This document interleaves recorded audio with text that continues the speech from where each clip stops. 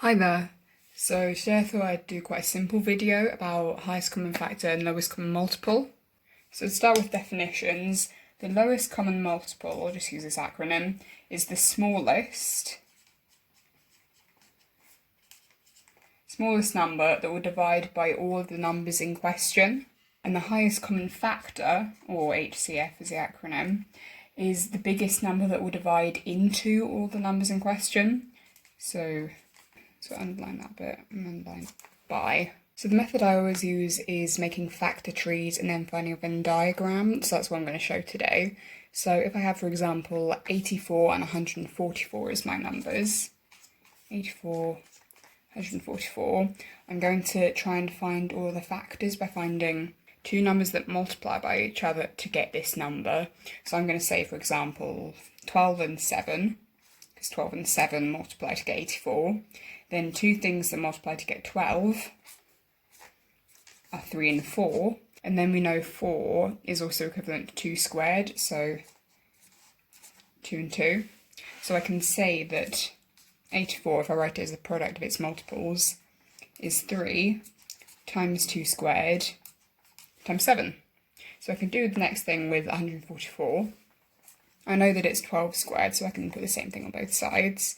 I know that 3 times 4, again, goes in 12. So 3, 4, and 3, 4. And the same as before, 2 and 2, as they multiply to get 4. So 104 as a product of its prime factors would be 3 squared times 2 to the power of 4. Now if I were to put this into a Venn diagram, I put the factors that are found in both of them in the middle, then only an 84 on the left and only an 144 on the right. Across the math as I go, so I'll start with 7, that's only found in 84, so I'll put that in this one. 3 is found in both of them, so I'll put that in the middle. But 3 squared is not found in both of them. There's only one 3 in 84 and there's two 3s in 144, so I'll put the additional one in the 144 box. Then similarly with the 2s, there's 2 in the 84 and 4 in the 144, so we know the highest we can go up to is 2 in the middle, 2 lots of 2, and I'll put the additional 2s in 144. Now from the Venn diagram, if I were to try and find the highest common factor, I would be multiplying only the bits in the middle, only the intersection of the two circles, which would be 3 times 2 times 2, or 3 times 4, or 12, so the highest common factor would be 12. But if I was doing the lowest common multiple, on the other hand, I'd be multiplying everything in both of the circles. So it'd be 7 times 3 times 2 times 2 times 2 times 2 times 3, which would be 1008. We can always check this by typing into a calculator 1008 divided by 84, which would be 56, and 1008 divided by 144, which would be 7. So we'd know it was wrong if they weren't integers, but as they are whole numbers, we know that it's the right number. I'm going to do another quick example, so I'll say 18 and 30, for example. So I know that 2 times 9 is 18, so I can say 2 on this side and 9 on this side.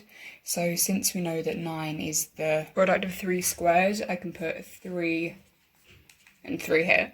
Now I also know that 30 can be made by multiplying 5 and 6, and 2 and 3 can multiply to make 5 and 6. So if I were to write them as a product of their prime factors, I would get 18 to equal 2 times 3 squared, and I get 30 to equal 5 times 2 times 3. Now if I were to then put them in the Venn diagram,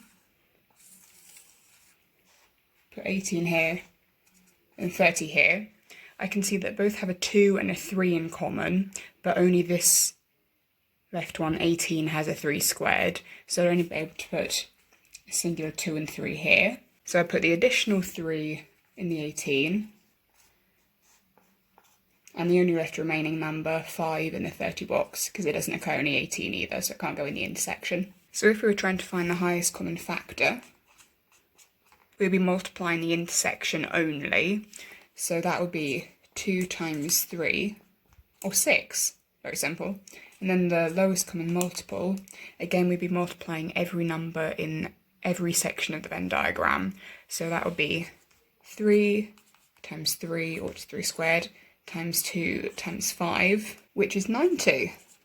Or you'll probably have this in a non-calculated paper where you'll be able to do 3 times 3 is 9, and then 2 times 5 is 10, so 9 times 10 is 90. You're only likely to be asked for one of these for a couple of marks in an exam, but I think they're pretty easy ones to just get in the bag right away. So you're less at risk if you make silly mistakes or can't figure out one of the harder ones at the end. That's it, folks. Thanks for watching.